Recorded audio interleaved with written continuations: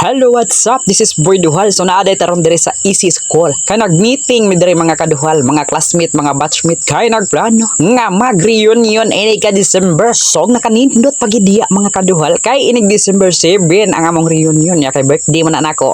Matik dako kaning kumbira. Oh yeah. Wag sa medyo gamay-gamay ra pod mi diri mga kaduhal. Kay wala man manunga ang uban aras GC nagsaba-saba. Shout out sa naa diri Renzel ya squadro og nilibit day po. Agyud na nga ring uban. Mga okoy mong ko so mao to nag-meeting mi diya kay nagsabot unsay mga kinahanglanon unsay mga hiriminta nato diya inig reunion nag-amutay lang punta diri nindot mo ding mag-reunion punta mga kaduhal mag-abutay buta sa tong mga classmate mga amigo po mga duhal-duhal po kaayo ba lahi na ba ito sa una og karon ko so mao to mga kaduhal nagangkunay nag unsay dad-on namong hiriminta magdala ra po kog pala ug martilyo day mga kaduhal kay magpanday man mi ana di po di basta-basta po tong amigo diri po Renzel Squadro mason man po na siya nya naa po diri si Libet nga tile man po ni. Ahog na po diri si Mama, hamon itong timekeeper. Kalmar po kay nga itong nasa tubangan si Francis mo na itong foreman. Ahog shout out ni Regan Bustilyon. Mao na itong engineer pod. Magbinuhusay na puntag maayo ani.